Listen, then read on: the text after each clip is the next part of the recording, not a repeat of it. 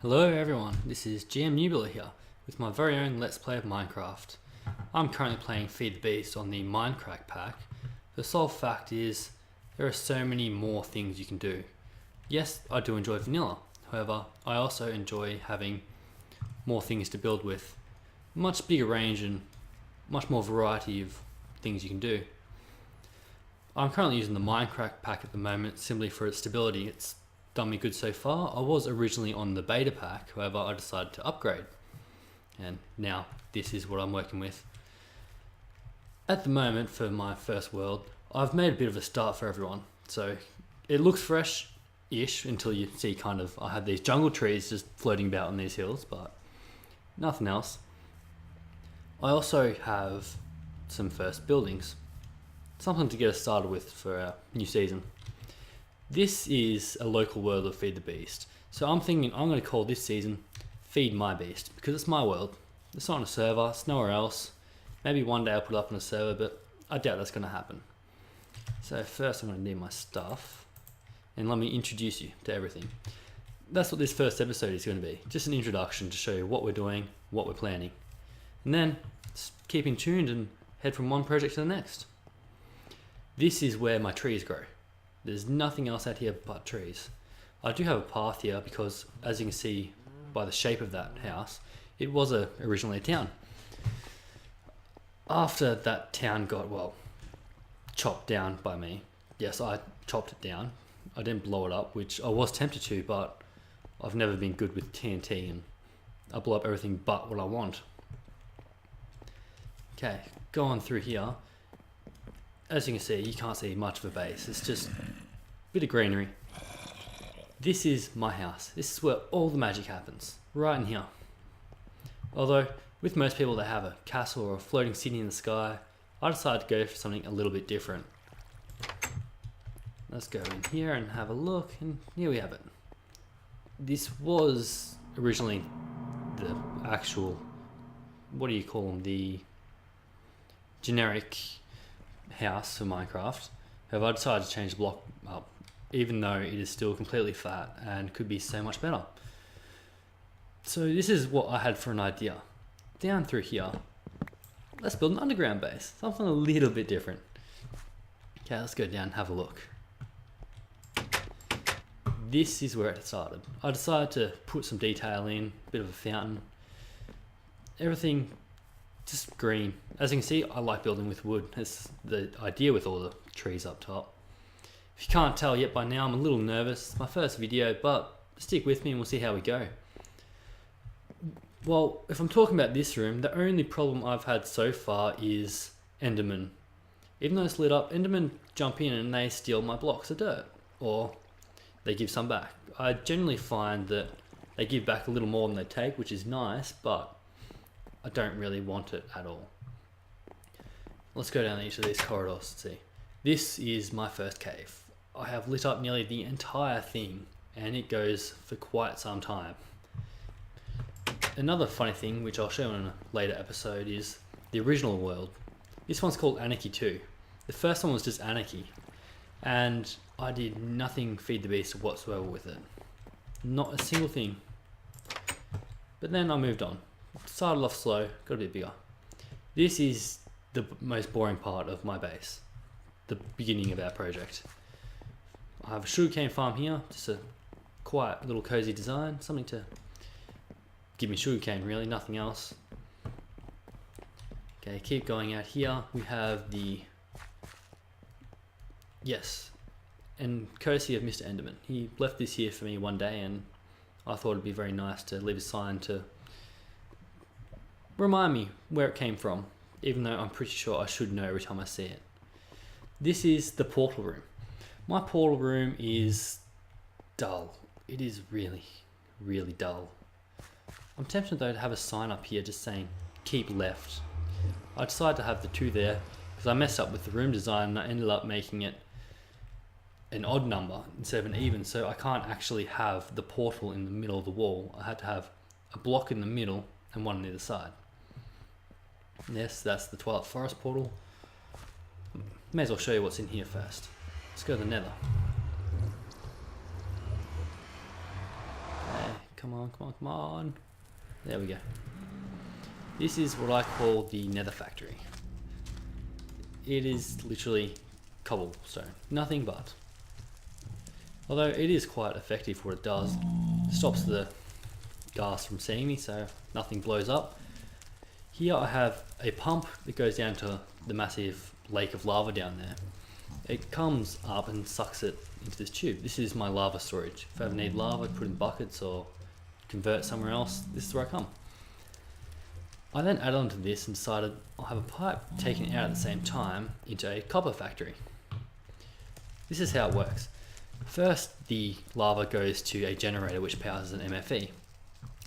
The lava also splits off and comes to a liquid transposer which will fill empty cans with lava and then output them. Okay, this MFE powers a centrifuge.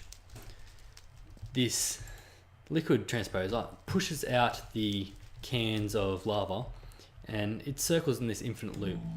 I know you're going to say this, there's probably 101 better ways to have pipes, but this has just worked for me. It's quite simple, nothing technical. There's an infinite loop so they don't fall out. When there's finally room in the centrifuge, as you can see now it's actually turning that I've opened it, it'll turn this centrifuge into, I believe it's 4 copper? 4 copper, 6 tin, 1 small pile of tungsten dust and 1 electrum ingot. After that's done, this pump will suck them all out and take them here. Everything goes straight down under the ground except for tin, which goes into this large chest here. As they come up, they just go in the chest. It's pretty simple. This pump here is turned on by a switch I have just around the corner. Convenient, but could have done it better again. That'll suck all the tin out, take it through this auto crafting table and turn it back into cans, which will then follow on to send these empty cans all the way out and back to my liquid transposer to be filled with lava. Basically an infinite loop system which will continuously build copper and tin and tungsten and electrum until I stop it. I believe I do have a switch actually when I think about it, somewhere. Well, there's a switch. Yeah, there's a switch there for that. That'll stop that. Do I have a switch here. So there's 2 switches to turn off to stop the process. However, I do need to stop this pump so I can collect tin. Otherwise, this bogs up, and I'm worried that my game is going to lag. Something serious sooner or later if I leave it. Okay, let's head away from there. I'll show you the Twilight Forests. In my eyes, even less impressive. I'll put it out there, but if none of you have built anything more impressive than what I built in the Twilight Forest, then I have some questions. This is my Twilight Forest base. It is a box with a window. Yes, that is my base, a box and a window. It is that unimpressive that it's probably not worth showing you, but just so you know, if I ever run into here, this is the home base. Okay, let's head back out and to the main part of this introduction. Run. Let's go. Well, anyway, if you're noticing, my chainsaw is called Frosty's Nightmare. I'd like to, for the first episode, have a special little competition of sorts.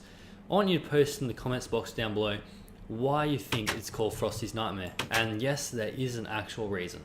I'll explain it in my next episode, however I'm curious as to who can get the closest. But back to this. This is the corridors.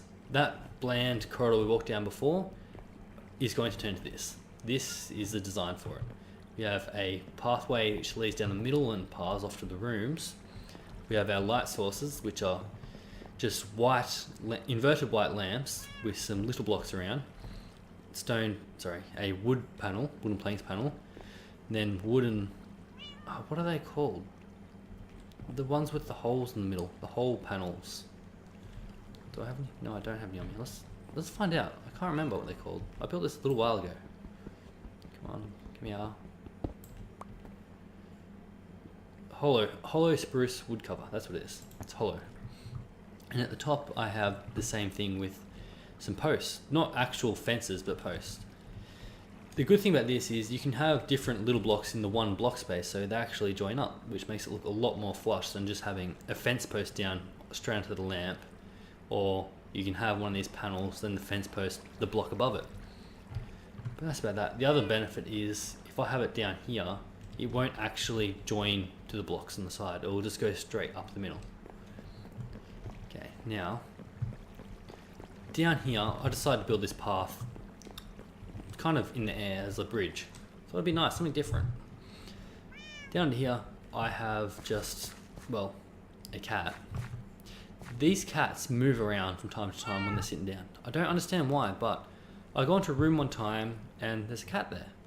It's moved from one place and got into another. Well, other than that, there's nothing special down here. It's had a little path. The idea in the future is so that we have a sort of staircase which will lead back up onto the main path. That way, if you do accidentally fall down, you're not stuck. Even though you can technically swim up one of these and get up there.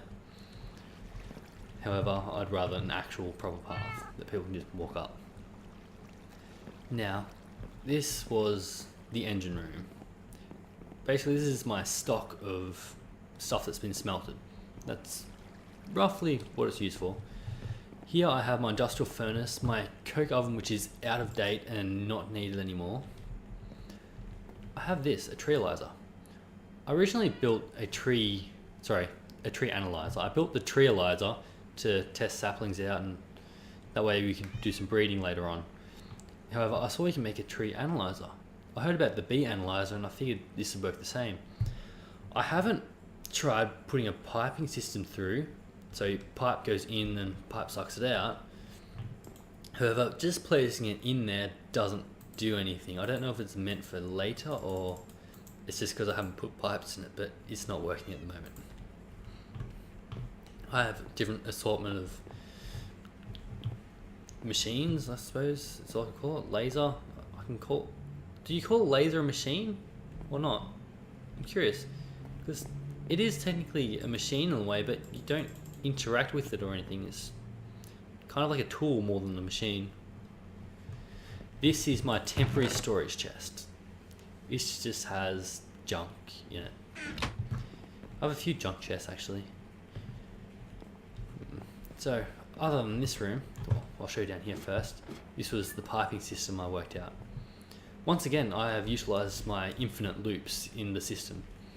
So things can continue to go around in circles. Basically, it keeps going around the infinite loop until there's a room in my pulverizer, which will fill up.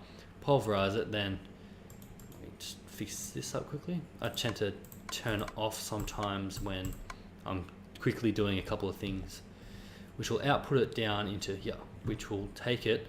Most of it will go up and into my powered furnace, which will smelt the goods, whatever it is I'm smelting. And then it just ships it all off and into the chest. There's nothing really complicated about it. It's just a hassle to make sometimes, especially when you're like me and you're just learning.